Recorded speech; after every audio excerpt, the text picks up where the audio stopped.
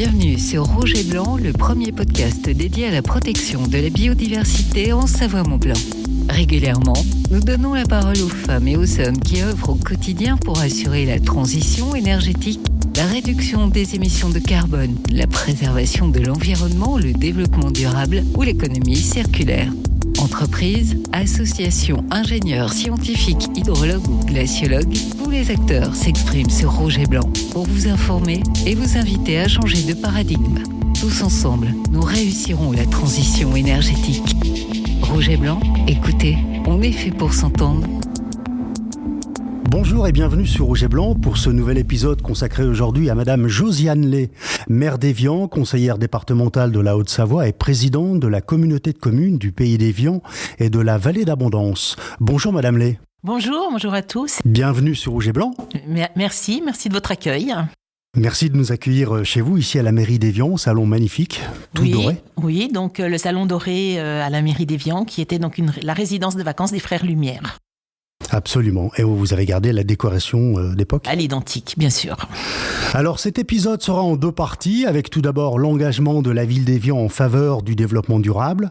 Et en seconde partie, nous reviendrons sur l'événement d'ampleur que vous avez organisé au mois de novembre dernier. C'était le sommet international sur la forêt, avec la présence des 5 gardiens des forêts primaires de la planète. Un événement que beaucoup ont qualifié d'exceptionnel. Mais avant de parler de toutes ces actions et des actions que vous menez sur le territoire, ici au bord du Léman, j'aimerais connaître votre parcours personnel pour mieux vous connaître, pour faire connaissance. Vous avez été infirmière pendant 29 ans et vous êtes entrée en politique en 2001. Comment expliquez-vous cet engagement personnel ? Alors effectivement, donc j'ai travaillé 29 ans comme infirmière, d'abord avec les personnes âgées, puis sur de l'oncogériatrie et des soins palliatifs. Et en 2001, Marc Francina, qui était député maire de l'époque, est venu me chercher tout simplement parce qu'il avait besoin de femmes, puisque c'était la loi sur la parité. Et j'ai mordu. Et voilà, il m'a formé pour prendre le poste de maire à sa place. Et quand il est décédé en 2018, je l'ai succédé. Vous lui avez succédé en 2018 et vous avez été largement élu en 2020 au premier tour. Au premier tour, avec 4 listes, effectivement, dans une période du début de pandémie. Donc quand même avec une belle fierté d'avoir été élu avec 4 listes au premier tour. C'était un plébiscite ? On va dire ça comme ça. Alors vous avez toujours travaillé pour le bien-être des Évianais et des touristes, comme vous aimez à le préciser. Ça a été votre leitmotiv pendant 20 ans ici à Évian ? Oui, effectivement, je pense que ma carrière professionnelle fait aussi que j'aime les gens et que je suis sensible à leur bien-être. Et c'est aussi donc effectivement mon moteur. Vous aimez les gens comme vous le dites, hein ? Oui, j'aime les gens. Je crois que je suis restée quelqu'un de simple. Je ne suis rien de plus, rien de moins. Je suis maire d'Évian, mais beaucoup de gens me disent comment est-ce que faut que je vous appelle maintenant que vous êtes maire ? Et je leur demande comment vous m'appeliez avant. Ils me disent Josiane, je dis continuez à m'appeler Josiane, parce que je suis toujours Josiane. La proximité avec les Évianais. La proximité avec les gens, effectivement. Alors en 2022, grande année, double distinction nationale avec la Légion d'honneur. Vous avez été élevé au grade de chevalier de la Légion d'honneur. Et distinction internationale avec votre intervention à la tribune de l'ONU à New York. Expliquez-nous, comment ça s'est passé tout ça ? Alors, la Légion d'honneur a été vraiment une surprise. Au mois d'octobre 2021, un coup de fil du directeur de cabinet de Madame le ministre Pompili, Barbara Pompili, qui me demande de lui envoyer un CV sur ma vie professionnelle et politique. Parce que la ministre souhaite me proposer à la Légion d'honneur. Et le 1er janvier, la surprise, donc élevée au grade de chevalier. Donc c'est une fierté, c'est une distinction que je dédie à plein de gens, puisque si je suis moi, c'est grâce aussi à plein de gens. Donc à 3 personnes, je l'ai dédié à mon grand-père qui était résistant, à mon père qui a fait la guerre d'Algérie et à Marc Francina qui m'a mis le pied à l'étrier. Et puis bien sûr, je la dédie aussi à tous les gens qui m'entourent, mon équipe, mes amis, ma famille, puisque c'est un travail vraiment d'équipe, je pense. Puis à l'ONU, donc effectivement, invité par le ministère pour représenter la France au Haut Forum politique de l'ONU à New York, où donc j'ai présenté 2 actions de la ville d'Évian sur le développement durable. Est-ce que vous vous attendiez à cette distinction, cette intervention ? Pas du tout, c'était une grande surprise et une grande fierté. Et comment l'avez-vous vécu, vous-même personnellement ? un peu stressante. Déjà que je parle pas bien anglais, donc ça pouvait être un frein, mais pas du tout, puisque l'ONU, on peut parler bien sûr en français. Et de représenter la France, j'ai trouvé que c'était une grande fierté. Et vous aviez reçu également la Marianne d'Or. Oui, la Marianne d'Or sur toute la stratégie justement politique sur le développement durable que nous avons écrit.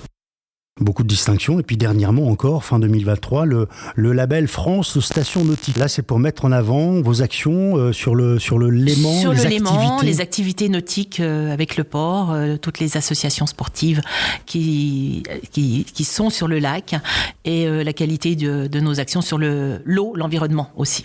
Alors Évian, ville d'eau, naturellement, on parlera tout à l'heure de l'eau minérale, il y a aussi l'eau du lac Léman, on parlera du cluster de l'eau également.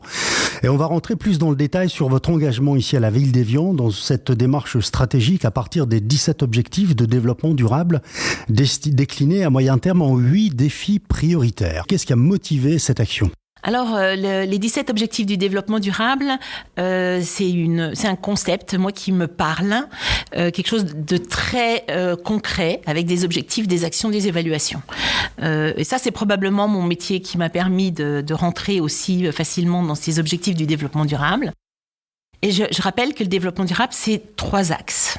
C'est l'humain, et j'en suis vraiment très sensible. C'est l'économie, et c'est l'environnement. Donc nous avons décliné ces 17 objectifs en 8 défis qui vont répondre à ces 3 axes. L'humain, l'économie, l'environnement, avec 250 actions qui ont été posées, avec des critères d'évaluation pour l'idée est vraiment de redonner du sens à l'action politique et à évaluer notre action politique. Voilà.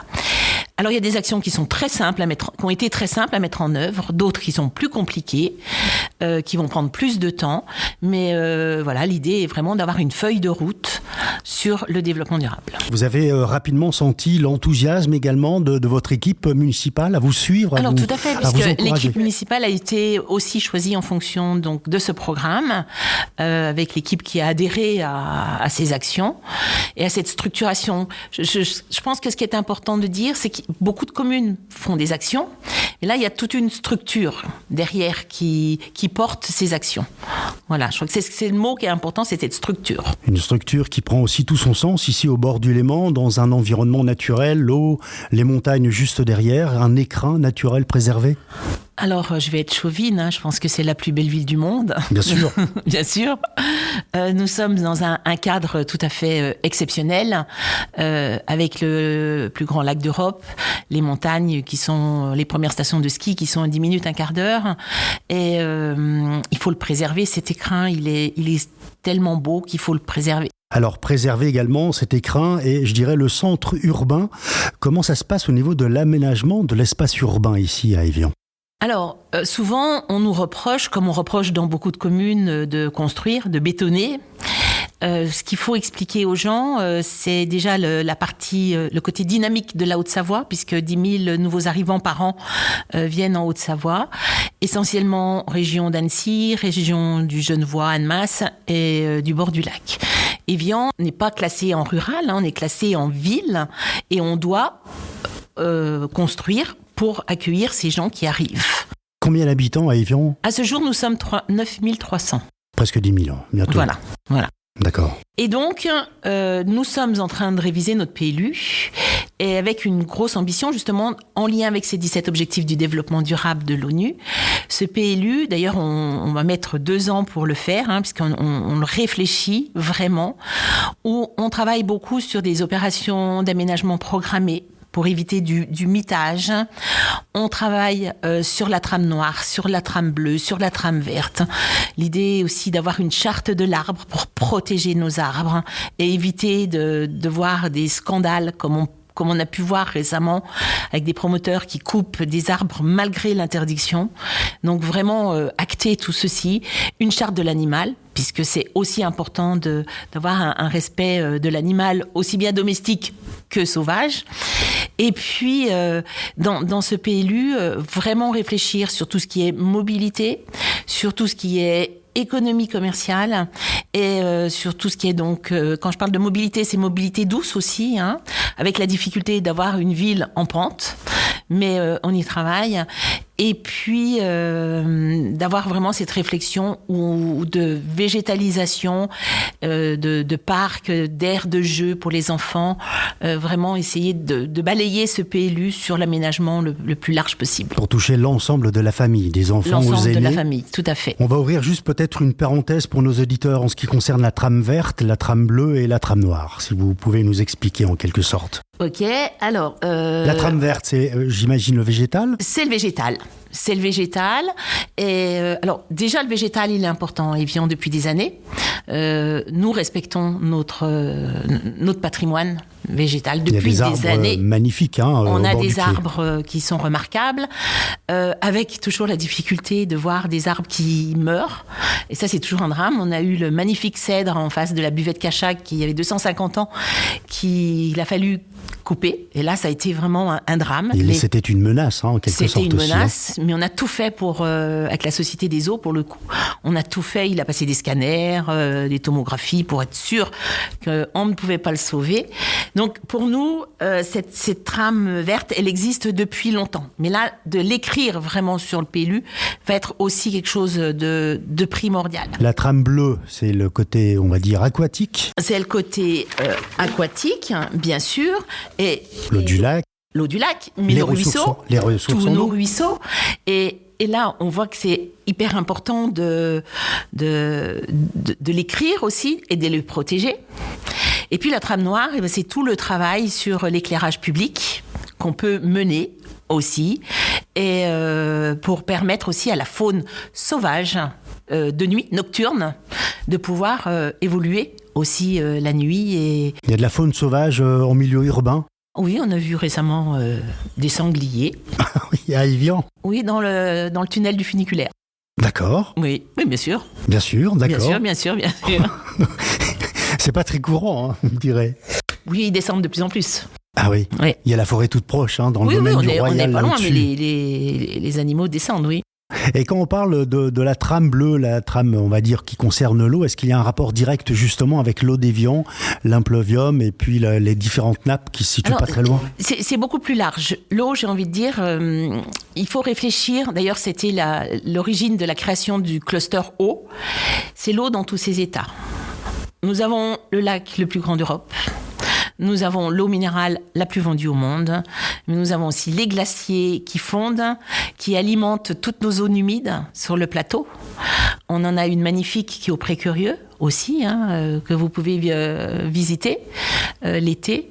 Et donc, c'est vraiment d'avoir une réflexion globale. C'est l'eau propre, mais c'est aussi l'eau grise, c'est l'eau d'assainissement. C'est vraiment une réflexion sur toute cette eau-là. Alors, on va revenir peut-être sur ces trames principales, on va dire la trame verte et la trame bleue, qui sont source d'action également pour préserver la biodiversité ici à Évian. Oui, effectivement, c'est des outils de préservation de la biodiversité, donc des milieux aquatiques et terrestres que l'on doit intégrer donc dans nos documents d'aménagement du PLU. Et il permet de lutter contre l'effondrement de la biodiversité, conséquence de l'artificialisation des sols et de la fragmentation des milieux naturels. Et en fait, on est vraiment sur un écosystème pour permettre aux animaux sauvages de retrouver leur espace et de pouvoir avoir un réservoir et de retrouver cet espace. Qui se sentent bien naturellement. Naturellement, puisque ces animaux, ils sont nécessaires. Cette biodiversité, elle est nécessaire à la vie. Et c'est le vivant. Et donc, pendant trop longtemps, on les a oubliés. Et là, maintenant, il faut les ramener. Et en mettant ces corridors biologiques, ça va aussi permettre d'avoir ce réservoir. Qu'est-ce qu'on a comme animaux sauvages à Évian ? Alors, dans la trame noire, on pourrait parler des chauves-souris. On peut avoir des renards. Et puis, tous les oiseaux qui existent et qu'il faut ramener aussi.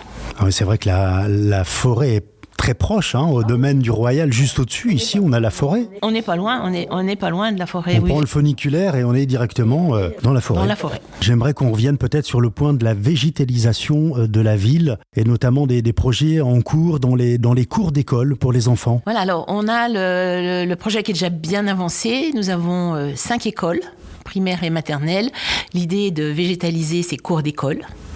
Donc de les désimperméabiliser et de les végétaliser. On va travailler avec les élèves, les enfants. Je pense que c'est important de travailler avec les enfants. Vous allez enlever le bitume, par exemple ? On va enlever le bitume. On va faire comme, en fait, j'ai envie de dire, comme quand on était gamin.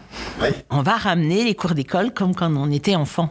Et des arbres pour avoir de l'ombre. Des arbres pour avoir l'été. de l'ombre l'été, des jeux. Et... Des îlots de fraîcheur, en quelque sorte. Des îlots de fraîcheur, tout à fait. Donc, on est en train de travailler sur nos écoles.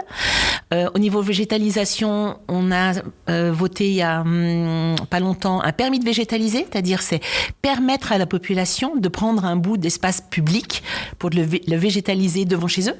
D'accord. Voilà, au centre-ville, prendre un bout d'espace public. S'approprier un peu d'espace. Alors, on ne pourra pas planter n'importe quelle plante, bien sûr. Voilà. Et puis, on est en train de travailler. Nous avons un terrain que nous allons utiliser en verger solidaire. Donc, nous pensons pouvoir planter 50 à 60 arbres fruitiers. Et ce verger sera ouvert à tout le monde et tout le monde pourra aller se servir. Il sera situé à quel endroit ? À la sortie de la ville ? À la Détanche, au quartier de la Détanche, donc D'accord. juste en dessus du centre-ville. Oui, pas très loin. Pas très loin. Voilà, on travaille aussi sur des jardins depuis plusieurs années, sur des jardins partagés avec des associations qui se sont vraiment investies. Je pense avec un quartier en l'occurrence où ils travaillent avec l'école et la crèche. On est vraiment sur l'intergénérationnel avec ce jardin. Nous allons proposer prochainement des jardins familiaux également. Et l'idée est aussi de planter le maximum d'arbres pour ramener de la fraîcheur au centre-ville et dans la ville.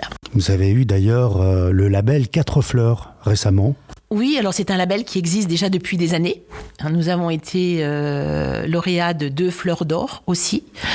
Et nous allons repasser devant le jury l'année prochaine avec cette spécificité. Maintenant, l'idée est vraiment d'être aussi inventif dans ce que nous allons planter. On voit que ça fait 2 années de suite que nous sommes en restriction, en alerte sécheresse et que nous n'avions pas le droit d'arroser. Donc, il faut être aussi inventif dans les fleurs que nous allons planter, de façon à ce que ce soit des fleurs qui nécessitent le moins d'eau possible. On voit très bien ces quais, tout bien fleuri l'été. Il y a combien de personnes qui travaillent au service comme ça des jardins ? 35 personnes. 35 personnes. L'été, oui. Et également, vous parliez de ruches tout à l'heure, des ruches pédagogiques qui viennent en complément des ruches domestiques. Oui, alors nous avons 5 ruches pédagogiques sur la ville. Les ruches pédagogiques, c'est une ruche avec une cheminée et qui permet donc aux abeilles de partir par la cheminée. Et donc, quand on va vers ces ruches, il y a une partie qui est vitrée. Donc quand vous ouvrez cette partie, quand vous enlevez le volet et que vous voyez cette partie vitrée, vous voyez le travail des ruches, des abeilles. Voilà. Et si vous avez un peu de chance, vous voyez même la reine. C'est assez exceptionnel. Et puis donc on travaille avec un apiculteur et avec les écoles où ils vont ramasser le miel avec les enfants aussi pour leur montrer comment est-ce qu'on fait du miel et pourquoi il est nécessaire de préserver aussi nos fleurs et nos abeilles. On comprenne mieux justement tout ce cheminement de la nature. Tout à fait, l'idée. On a un très gros partenariat avec l'Éducation nationale et on travaille beaucoup avec l'Éducation nationale justement sur tous ces programmes, toutes ces actions et tout ce plan d'action. La pédagogie est au centre des priorités, je dirais, également de la commune ? Oui, bien sûr, la pédagogie. Alors la pédagogie pour les enfants, mais y compris aussi pour les adultes. L'éducation. Nous avons eu la possibilité de faire venir plusieurs experts qui sont au Palais Lumière. On a eu François Gémen, qui est donc un rapporteur du GIEC. On a eu Marc Dufumier, un agroécologue. Voilà, on a eu, on fait venir donc des grands témoignages, voilà, des grands témoignages. Et ça, c'est pour tout public. Et là, nous sommes en train de former notre personnel à ce qu'on appelle la fresque du climat. La fresque du climat, c'est vraiment, je ne sais pas si les auditeurs connaissent. Alors maintenant, elle a été déclinée, la fresque du climat, la fresque de la mobilité, la fresque de l'économie circulaire. Mais la fresque du climat, c'est la toute première. Et vous avez des cartes et vous devez poser ces cartes de cause à effet. Voilà. Et même si c'est des choses que nous connaissons tous, de le poser, de le matérialiser, permettre de mieux le comprendre. Voilà, donc l'idée là, c'est de former notre personnel et après de former aussi la population. Comment réagit justement le personnel ? J'ai envie de dire que le personnel réagit un petit peu comme la population. Vous avez des gens qui sont hyper motivés, qui comprennent, qui sont engagés. Vous avez des gens qui ne le sont pas forcément, mais on arrive à les mobiliser, puis on aura des gens qu'on n'arrivera pas à mobiliser. Oui, il y a toujours des réfractaires au changement, comme on dit. Voilà. Mais en tous les cas, moi, je les remercie parce que on a mis en place des éco-délégués dans la mairie et les gens sont engagés justement pour porter ces bons messages. Et je rappelle, c'est vraiment de remettre du sens à notre action. Remettre du sens. L'action de préservation de la flore et de la faune. Oui, bien sûr. Alors ça fait des années que la ville d'Évian est engagée. Ça fait des années que nous n'utilisons plus de produits phytosanitaires comme désherbants. Ça fait des années qu'on travaille sur la réduction du sel sur les routes quand il neige, puisqu'on sait que le sel va modifier à long terme la qualité de l'eau minérale potable et l'eau du lac. Donc on travaille en collaboration avec une association qui s'appelle l'APIEM, Association de protection de l'impluvium des eaux minérales d'Évian. Donc c'est les 4 communes émergentes du bord du lac où on a des sources d'eau minérale et les communes du plateau, donc de l'impluvium. Et là, on travaille sur un plan d'action important. Parce que l'eau d'Évian, d'où vient-elle précisément ? Alors l'eau d'Évian, c'est de l'eau de pluie qui tombe sur le plateau du Gaveau. Donc juste en dessus, à 10 km. Un peu plus, Saint-Paul, Féterne, Vinziers, plateau du Gaveau, c'est de l'eau de pluie et elle met 15 ans pour être filtrée pour arriver à la source à Évian. Alors il y a une source gratuite pour le public. Oui, bien sûr. Les gens la peuvent source venir, Cachat, ce qu'on appelle la source Cachat. La source Cachat. Et si vous venez de bonne heure le matin jusqu'à tard le soir, les gens sont là avec leurs bouteilles pour remplir leurs bouteilles. Alors on protège cette partie, je dirais, cette situation géographique particulière du plateau du Gaveau. Oui, bien sûr. Avec justement cette association, la PIEM, avec la Société des eaux qui est partie prenante, on a tout un plan d'action justement pour protéger notre impluvium. Quelles sont les retombées, hormis, je dirais, l'image de marque d'Évian, des retombées plus financières pour la ville d'Évian par rapport à l'eau qui est vendue dans le monde entier par millions de bouteilles produites chaque jour ? Voilà, donc effectivement, c'est l'eau la plus vendue au monde. Donc nous avons un contrat avec la Société des eaux. Et donc c'est une grosse manne financière pour la ville d'Évian, effectivement. Ce qui est rigolo, c'est que beaucoup de gens pensent que Évian, c'est de l'eau. Mais beaucoup de gens ne savent pas qu'Évian est une ville. Oui, c'est juste. Oui. Exact. Voilà. Et les gens sont surpris également de découvrir pour la première fois la beauté de cette ville thermale. Tout à fait, qui a un riche patrimoine, puisque c'est une ville, au début du XXe siècle, c'était la ville où il fallait venir, puisque nous avons eu des gens, des illustres personnages qui sont venus. Il y a une photo d'ailleurs de Proust devant ce fameux cèdre qu'on a coupé il y a 2 ans. Anna de Noailles. On a une maison au bord du lac où vous avez des sculptures de Rodin, des peintures de Chéret. C'est une ville où il fallait venir et se montrer. Absolument, on venait prendre les eaux, comme on disait. On venait prendre les eaux. À l'époque.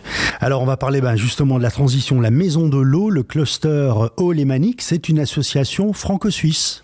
Alors, c'est une association qui a été montée. Effectivement, nous avons des adhérents français, des adhérents suisses. Donc c'est une association qui est située dans ce qu'on a appelé la Maison de l'eau. C'est une maison qui appartient à la ville d'Évian que nous avons mis à disposition du cluster, mais il y a d'autres choses dans cette Maison de l'eau, notamment un campus connecté où nous avons une vingtaine de jeunes qui font des études supérieures en ligne dans cette Maison de l'eau. Nous sommes en train de travailler aussi pour proposer d'autres actions dans cette Maison de l'eau. Mais ce cluster, alors il est né avant le Covid. Peut-être qu'après le Covid, nous ne l'aurions pas appelé cluster, probablement. Et l'idée est venue de la communauté de communes du Pays d'Évian Vallée d'Abondance, en reprenant ce que je disais tout à l'heure, le lac d'Europe le plus grand d'Europe, l'eau minérale, l'eau pluviale, et donc cette légitimité autour de l'eau. Donc ces 3 collèges, collège des collectivités, donc des collectivités françaises et suisses, un collège des entreprises, aussi, donc ça peut être des start-up comme des grandes sociétés comme la Société des Eaux, là aussi, des entreprises France-Suisse, et des instituts de formation, avec l'Université de Genève, l'Université de Lausanne, l'Université du Pays de Savoie. Et donc, c'est une mise en relation donc, de ces 3 collèges pour travailler sur des projets autour de l'eau. Donc, l'eau dans tous ses états. Alors, avec 4 axes. L'usage intelligent de l'eau. Le génie végétal. Par exemple, le génie végétal, on travaille énormément sur tout ce qui est, par exemple, sur toutes ces plantes invasives, comme la renouée du Japon, qui sont des véritables problématiques. Des fléaux, j'allais dire. C'est un fléau, donc voilà, on travaille là-dessus. L'eau vecteur d'énergie. Alors, l'eau vecteur d'énergie, c'est tout ce qui est turbinage des eaux usées, par exemple, pour pouvoir faire de l'énergie. De l'énergie. Et puis, eau et biodiversité. Et là, c'est aussi quelque chose d'important avec des plans d'action. On a, par exemple, planté des pépinières de saules pour pouvoir replanter les saules le long des rivières. Et on a bien vu avec les crues que c'est important de revégétaliser aussi nos rivières. Et donc, voilà, c'est une mise en relation en réseau de ces 3 collèges avec des projets qui sont phares. Qui prennent tout leur sens ici à Évian, naturellement. Tout à fait, tout à fait. Est-ce qu'on étudie également le changement climatique avec cette sécheresse l'été, cette abondance d'eau, de pluie? Oui, parce qu'il y a aussi des projets où on travaille là-dessus. Pour essayer de comprendre et peut-être d'anticiper. Et puis d'anticiper et d'avoir un plan d'action. Alors, on va poursuivre justement sur cette thématique du transfrontalier avec la proximité de la Suisse. Quels sont vos rapports avec les voisins comme Genève, Vaud et Valais? Alors, canton de Genève, nous sommes moins proches. Nous ne faisons pas partie du Grand Genève. Nous sommes beaucoup plus tournés sur Lausanne et le Valais. D'ailleurs, si on regarde notre nombre de frontaliers, nous, les personnes vont travailler à Lausanne avec le bateau, traverse en une demi-heure de l'autre côté avec la CGN, ou alors sur le canton du Valais. Donc, nous sommes beaucoup plus tournés sur ces 2 cantons. Ça n'empêche pas qu'on a aussi des relations avec Genève, mais c'est plus fort avec ces 2 cantons. On travaille beaucoup sur une plateforme qui s'appelle la plateforme des 3 Chablais. Donc, c'est le Chablais valaisan, le Chablais vaudois et une autre partie du Chablais, avec des sujets importants comme la mobilité, notamment avec Saint-Gingolf. Est-ce qu'il est utopique de voir une voie rapide, en tout cas, qui poursuivrait oui. Celle qui vient d'Annemasse? Oui, complètement. Là, à ce jour, je pense qu'on n'est plus du tout sur une voie rapide. Un schéma comme ça? Non. On n'aurait pas le pendant de l'autoroute suisse chez nous? Non, je crois je me dis que même là, moi personnellement, je me dis que en Suisse, ils auraient peut-être même plus le droit de la faire. Alors on va enchaîner maintenant sur la seconde partie de cet épisode qui est consacrée à un événement international d'envergure que vous avez organisé au mois de novembre, le samedi 25 novembre précisément. C'était l'animation avec les gardiens de la forêt, les 5 chefs des forêts primaires de la planète. Le premier sommet international pour la protection de la forêt dans le monde. Je vous propose un tout petit retour en arrière. Mesdames et messieurs, en fonction de vos grades, qualités et fonctions, mesdames et messieurs, je voudrais d'abord vous dire merci. Merci parce que c'est grâce à vous tous, votre détermination, vos connaissances, votre expertise et la richesse des échanges que nous allons avoir toute cette journée qui va nous rendre cette journée extraordinaire. C'est grâce à tout cela que les choses avancent, que les consciences se font et que l'on esquisse des solutions. Et merci donc à nos 5 gardiens de la forêt. Il s'agit de Benki du Brésil, de Twila du Canada, de Mundia de Papouasie-Nouvelle-Guinée qui était là déjà l'année dernière, de Hilarion du Gabon et de Tumusku de Mongolie. Bien évidemment, tout ne sera pas réglé à l'issue de ces tables rondes et de ces réflexions. Je dirais même que la somme de ce qu'il y aura encore à accomplir ce soir sera peut-être plus lourde que ce matin. C'est paradoxal, mais c'est ainsi. Mais je sais aussi que nous aurons fait des petits pas et que c'est la somme de ces petits pas qui compte et qui peut renverser le monde. Je ne suis pas une spécialiste et ce n'est pas ma vocation ni ma formation et je ne me permettrai jamais de parler de quelque chose que je ne maîtrise pas. Je suis là pour vous écouter et mon rôle d'élu, je suis là également pour vous aider. Je suis avec vous pour porter des projets et parfois aider à ce que ça puisse aller un peu plus vite. Et je suis donc absolument résolue à faire avancer les choses. Et c'est très précisément le message que je voulais vous faire passer ce matin. Vous pouvez compter sur moi et sur toute la ville d'Évian pour faire avancer les choses. Belle journée à vous, merci. Voilà, donc on l'aura bien compris, c'était votre message d'introduction, d'ouverture de ce sommet. Comment vous est venue l'idée d'organiser un tel sommet à Évian ? Alors ça fait plusieurs années, dans le programme électoral, nous avions le projet d'organiser un sommet international. Et l'année dernière, au moment des flottins, nous cherchions un parrain. Et nous avons eu comme parrain Moundia, qui est venu donc, qui était ici, donc de Papouasie-Nouvelle-Guinée, et qui a accepté d'être le parrain. Et de fil en aiguille, en discutant avec son traducteur, avec la productrice du film, nous nous sommes dit la prochaine COP sera à Dubaï. Est-ce que c'est cohérent ? Est-ce que c'est logique d'aller faire un sommet dans des communes, des villes comme Dubaï ? Et donc, voilà, l'idée est partie en se disant, et si nous faisions notre sommet au moment de la COP ? Et donc, l'idée, au départ, c'était pas forcément sur la forêt. L'idée, c'était vraiment de faire un sommet. D'ailleurs, il s'appelle l'Évian Summit. Et on a eu la possibilité d'avoir ces 5 gardiens des forêts primaires reconnus par l'UNESCO, qui sont donc le Canada, le Brésil, le Gabon, la Mongolie et la Papouasie-Nouvelle-Guinée. Et ils étaient en France. Et donc voilà, banco, on a monté ce sommet avec les gardiens de la forêt. On va écouter Moundia justement. Je suis intervenu en 2015 à la COP21 et c'est à ce moment-là que je me suis rendu compte de l'importance du réchauffement climatique à un niveau mondial. Quelqu'un me posait une question très étrange lorsque j'étais à la COP21. Il m'a dit, mais vous qui avez des plumes, vous êtes certainement un grand sage, dites-nous ce qu'il faut faire pour lutter contre le réchauffement climatique. Je lui ai dit, mais écoutez, moi je n'en ai aucune idée, je ne sais pas lire, je ne sais pas écrire, je ne suis pas un scientifique, je ne peux pas répondre à cette question. Par contre, je peux vous dire une chose, personne ne peut contrôler la nature, personne ne peut contrôler le soleil, la lune, le vent, la pluie. La seule chose que nous puissions faire, c'est respecter la nature. Si nous respectons la nature, elle nous respectera en retour. Et c'est le message que je tiens à faire passer. C'est pour cette raison que j'ai réalisé un film qui s'appelle Frères des arbres, qui est basé sur une prophétie de mes ancêtres. Mes ancêtres nous ont appris que les hommes sont les frères des arbres. Si tous les arbres disparaissent, les hommes vont disparaître à leur tour. C'est le sujet de ce film et c'est le message tout simple que je tiens à partager avec l'humanité tout entière. Est-ce qu'un message comme ça est plus percutant et a plus de crédibilité venant d'un gardien de la forêt comme lui ? Je pense que oui. D'ailleurs, à la fin de la journée de ce samedi, l'ambiance, l'émotion était palpable au niveau du public. Toutes les personnes qui étaient dans le public m'ont fait des retours,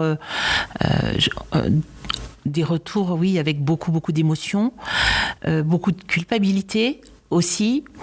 Et les enfants, puisque nous avons aussi travaillé avec les jeunes. Nous avions une centaine de jeunes présents dans la salle. Ces jeunes ont travaillé sur une charte d'engagement qui a été ensuite présentée à l'UNESCO. Voilà, donc cette charte, elle est née à Évian, avec des jeunes qui s'engagent à moins consommer. Et en fait, je pense que grâce à ces gardiens, à ces 5 gardiens, les gens qui étaient là et les gens qui ont pu suivre ont compris que notre hyperconsommation avait un impact dans ces forêts. Direct.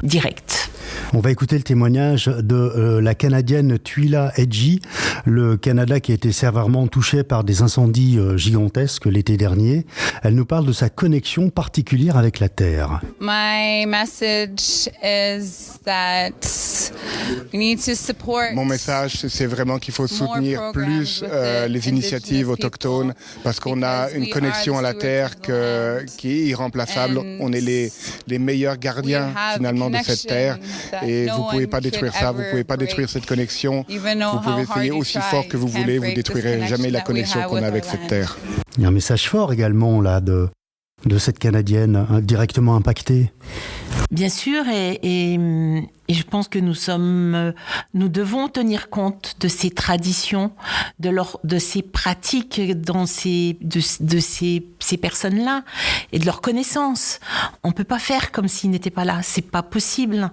Et je pense que le message, moi, de ce premier forum qui était sur la déforestation importée. C'était vraiment le sujet, cette déforestation importée.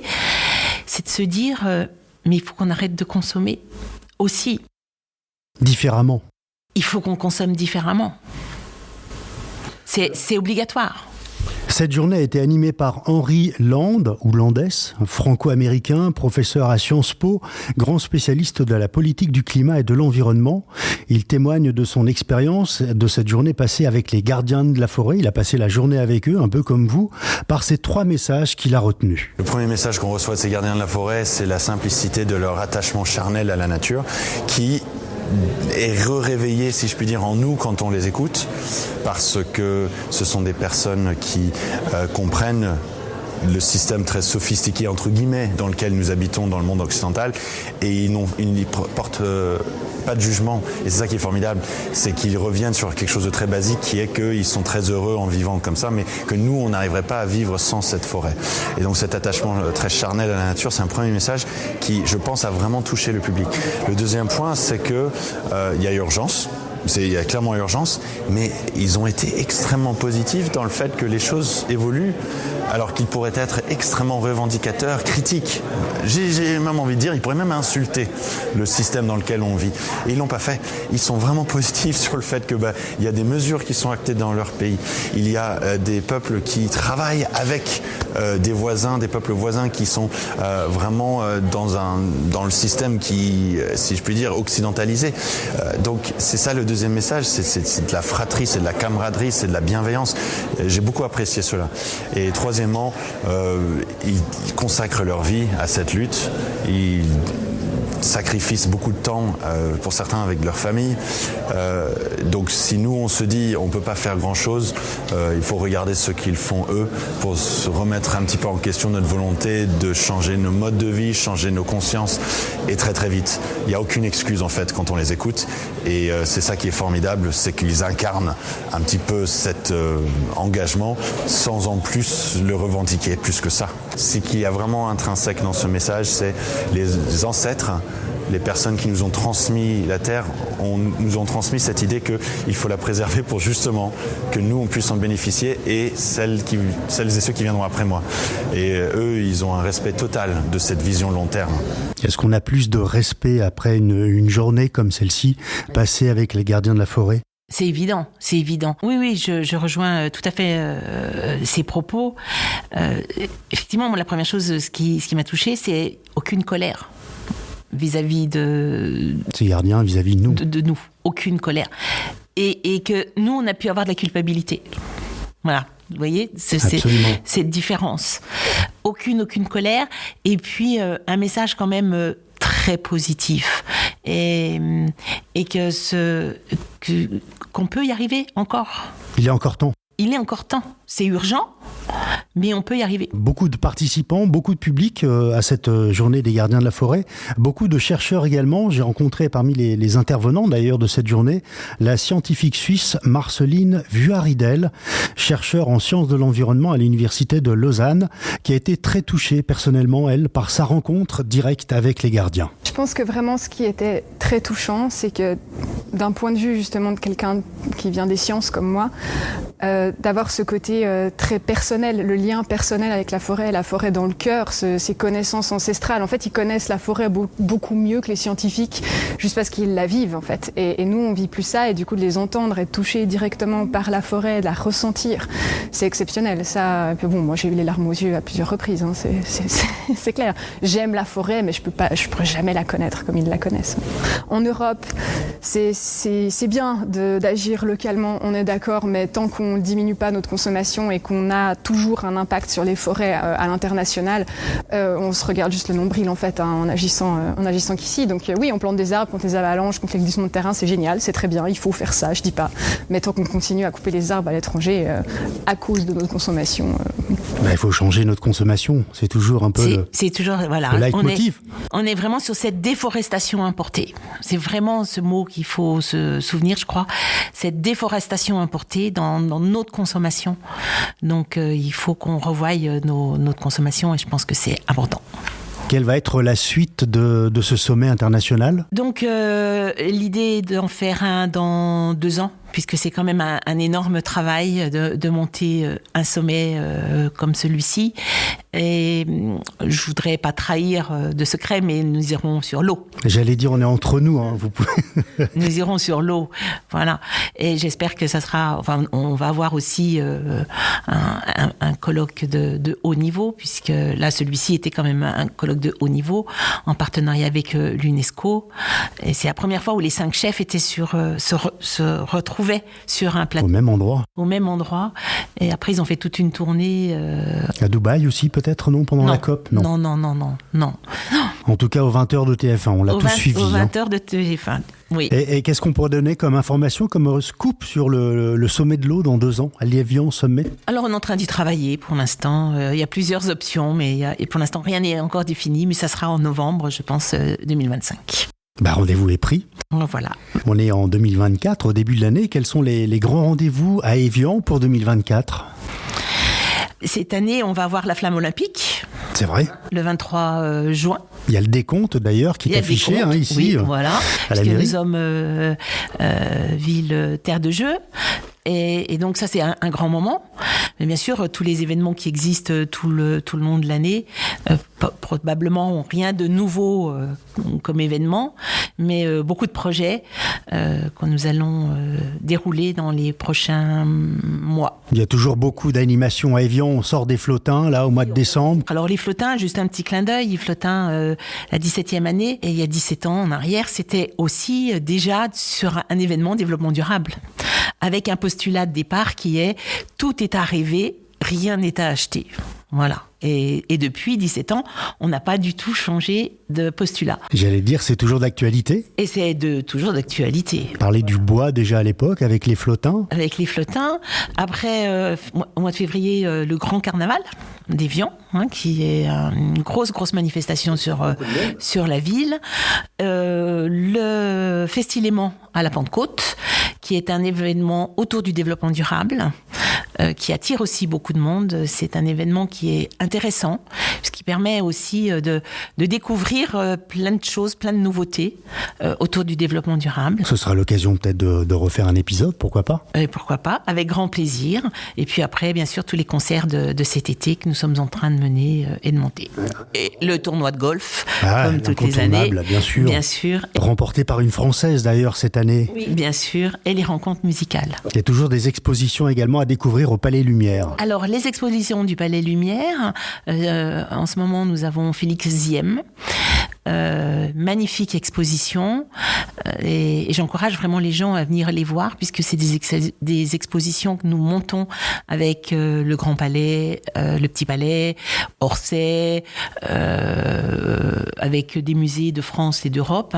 Donc c'est des très très belles collections et j'encourage les gens à venir les voir. Moi qui viens régulièrement sur Évian, on a l'impression qu'il n'y a pas de saisonnalité à Évian, il y a du monde toute l'année maintenant. De plus en plus, oui, on a du monde toute l'année.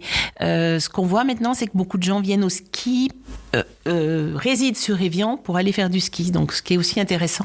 Il y a les stations toutes proches, Châtel notamment. Châtel est à 35 minutes, Thollon, Bernex à 15 minutes. Absolument. Alors, Madame Lé, on a une tradition sur Rouge et Blanc, c'est de conclure l'épisode avec un message à faire passer à nos auditeurs. Quel message souhaiteriez-vous faire passer ? Alors, ce que je voudrais dire aux auditeurs, je vais reprendre une phrase de François Gémen quand il est venu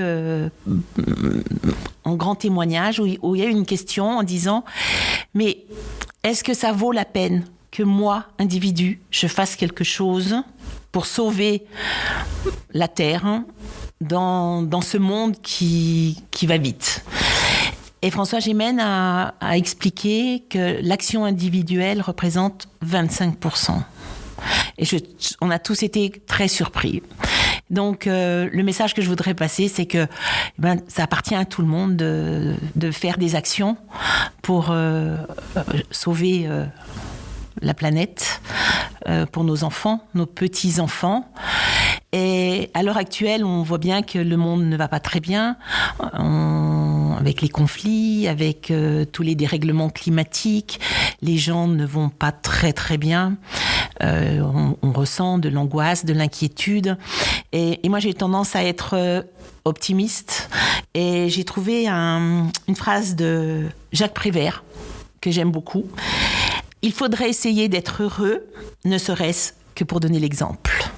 Voilà. Merci pour ce message reçu 5 sur 5. Merci également pour ce moment partagé. Merci à vous, c'était un grand plaisir. On retrouve toutes les informations sur les activités de la ville d'Évian sur le site internet www.evian-tourisme.com parce que evian.com c'est un autre site. Oui, evian.com c'est le site de la ville, vraiment le site administratif de la ville, sinon le site de l'Office du tourisme. Voilà, je vous remercie Madame Léa, merci très bientôt. À vous. Merci beaucoup. Merci. Vous avez aimé cet épisode ? N'hésitez pas à nous mettre une étoile, à donner votre avis sur les plateformes de podcast et partager nos épisodes sur les réseaux sociaux. Si vous désirez nous proposer un invité, une idée d'épisode sur la biodiversité, n'hésitez pas à nous écrire. Abonnez-vous à Rouge et Blanc pour être informé des nouveaux épisodes. À bientôt.